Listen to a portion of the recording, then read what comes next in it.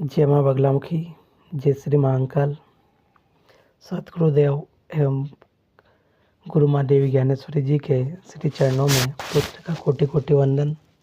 चरण स्पर्श माँ। मानव शरीर में 7 चक्र विद्यमान हैं और उन चक्रों का हमारे शरीर पर क्या प्रभाव पड़ता है, आज हम जानेंगे। मानव शरीर का पहला चक्र मूलाधार चक्र होता है। गुदा और लिंग के बीच 4 पंखुड़ियों वाला यह आधार चक्र है। 99% लोगों की चेतना इसी चक्र पर अटकी रहती है और वे इसी चक्र में रहकर मर जाते हैं। जिनके जीवन में भोग, संभोग और निद्रा की प्रधानता है, उनकी ऊर्जा इसी चक्र के आसपास एकत्रित रहती है। और मूलाधार का मंत्र है लम। मूलाधार चक्र को जगाने की एक विधि है। मनुष्य तब तक पशुवत है जब तक कि वह इस चक्र में जी रहा है।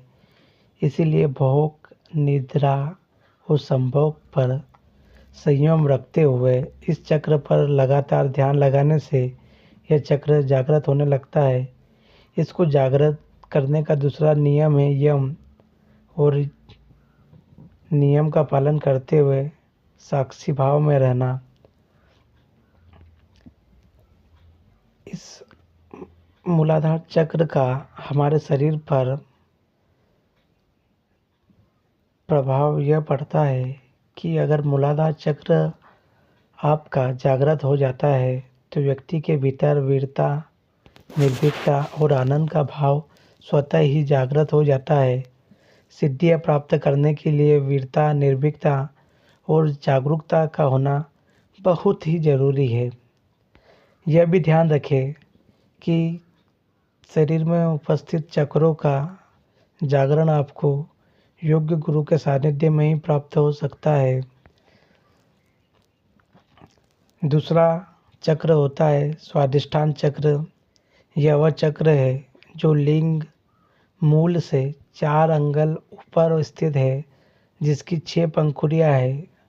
अगर आपकी ऊर्जा इस चक्र पर ही एकत्रित है तो आपके जीवन में आमोद प्रमोद, मनोरंजन, घूमना फिरना और मौज मस्ती करने की प्रधानता रहेगी। यह सब करते हुए ही आपका जीवन कब व्यतीत हो जाएगा आपको पता ही नहीं चलेगा और फिर हाथ खाली का खाली रह जाएगा। वम स्वादिष्ठान चक्र का मंत्र है और स्वादिष्ठान चक्र को जागृत करने के लिए जीवन में मनोरंजन बहुत ज़रूरी है, लेकिन मनोरंजन की आदत नहीं। मनोरंजन भी व्यक्ति की चेतना को बेहोशी में धकेलता है। फिल्म सच्ची नहीं होती, लेकिन उससे जुड़कर आप जो अनुभव करते हैं वह आपके बेहोशी जीवन जीने का प्रमाण है। नाटक और मनोरंजन सच नहीं होते हैं। इसके जागृत होने पर क्रूरता, गर्व, आलस्य, प्रमाद, अवज्ञा, अविश्वास आदि दुर्गुणों का नाश होता है। सिद्धियां प्राप्त करने के लिए जरूरी ही है कि उक्त सारे दुर्गुण समाप्त होकर सिद्धियां आपके द्वार पर आएगी, वो आपका द्वार खटखटाएगी। शरीर का तीसरा चक्र होता है मणिपुर चक्र। नाभि के मूल में स्थित यह शरीर के अंतर्गत मणिपुर नामक तीसरा चक्र है, जो 10 कमल पंखुड़ियों से युक्त है। जिस व्यक्ति की चेतना या ऊर्जा यहाँ एकत्रित है उसे काम करने की धुन सी रहती है। ऐसे लोगों को कर्मयोगी कहते हैं। ये लोग दुनिया का हर कार्य करने के लिए तैयार रहते हैं। रम मंत्र मणिपुर चक्र का दिव्य मंत्र है और इसको आपके कार्य को सकारात्मक आयाम देने के लिए इस चक्र पर ध्यान लगाएंगे। पेट से श्वास ले, इसके सक्रिय होने से तृष्णा, ईर्ष्या, चुगली, लज्जा, भय, घृणा, मोह आदि कपस्या कल्मश दूर हो जाते हैं। यह चक्र मूल रूप से आत्मशक्ति प्रदान करता है। सिद्धियाँ प्रदान करने के लिए आत्मवान होना जरूरी है। आत्मवान होने के लिए यह अनुभव करना जरूरी है कि आप शरीर नहीं, आत्मा हैं। आत्मशक्ति, आत्मबल और आत्मसम्मान के साथ जीवन का कोई भी लक्ष्य दुर्लभ नहीं है। चौथा होता है अनाहत चक्र।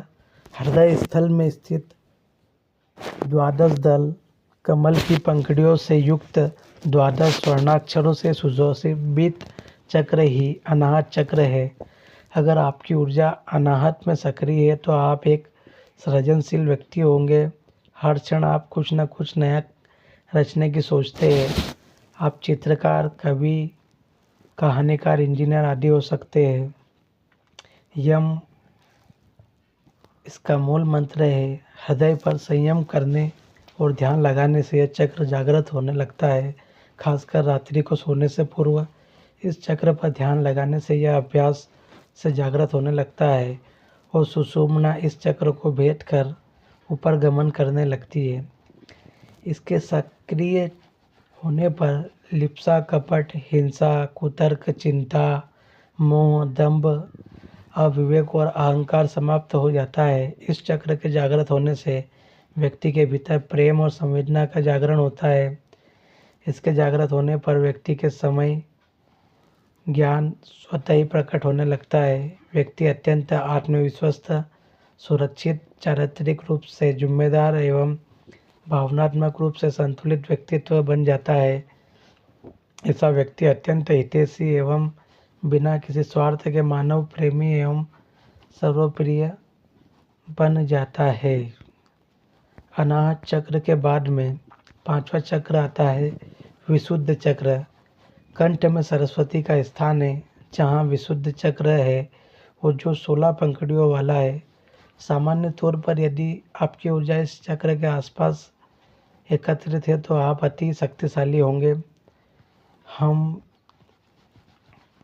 मंत्र, इसका दिव्य मंत्र है। कंठ में संयम करने और ध्यान लगाने से यह चक्र जागृत होने लगता है। इसके जागृत होने पर 16 कलाओं और 16 विभूतियों का ज्ञान हो जाता है। इसके जागृत होने से जहाँ भूख और प्यास को रोका जा सकता है वहीं मौसम के प्रभाव को भी रोका जा सकता है। विशुद्ध चक्र के बाद में छठा आता है आज्ञा चक्र। भूमध्य दोनों आँखों के बीच में भ्रकुटी में आज्ञा चक्र है। सामान्य तौर पर जिस व्यक्ति की ऊर्जा यहाँ ज़्यादा सक्रिय होती है ऐसा व्यक्ति बौद्धिक रूप से संपन्न, संवेदनशील और तेज दिमाग का बन जाता है, लेकिन वह सब कुछ जानने के बाद मौन रहता है। इसे बौद्धिक सिद्धि कहते हैं। इसका दिव्य मंत्र है। भ्रकुटी के मध्य ध्यान लगाते हुए साक्षी भाव में रहने से यह चक्र जागृत होने लगता है। यहाँ अपार शक्तियाँ और सिद्धियाँ निवास करती है। इस आज्ञा चक्र का जागरण होने से सभी शक्तियाँ जाग पड़ती है और व्यक्ति सिद्ध पुरुष बन जाता है। आज्ञा चक्र के बाद में सातवां सहस्त्रार चक्र। सहस्त्रार की स्थिति मस्तिष्क के मध्य भाग में अर्थात जहाँ चोटी रखते हैं। यदि व्यक्ति यम नियम का पालन करते हुए यहाँ तक पहुँच गया है तो वह आनंदमय शरीर में स्थित हो गया। ऐसे व्यक्ति को संसार, संन्यास और सिद्धियों से कोई मतलब नहीं रहता है। इसका मंत्र है ओम। मूलाधार से होते हुए सहस्त्रधार तक पहुँचा जा सकता है। लगातार ध्यान करते रहने से चक्र जागृत हो जाता है और व्यक्ति परमहंस के पद को प्राप्त कर लेता है। शरीर संरचना में इस स्थान पर अनेक महत्वपूर्ण विद्युतीय और जैवीय विद्युत का संग्रह है। यही मोक्ष का द्वार है। तो आज आपने जाना मनुष्य के सातों चक्रों के बारे में, हमारे जीवन पर क्या प्रभाव पड़ता है और इन चक्रों को आप ध्यान योग के माध्यम से गुरु सानिध्य में सक्रिय कर सकते हैं। और जब तक आप गुरु सानिध्य में कार्य नहीं करेंगे, आपको कोई सा भी कार्य नहीं करना चाहिए,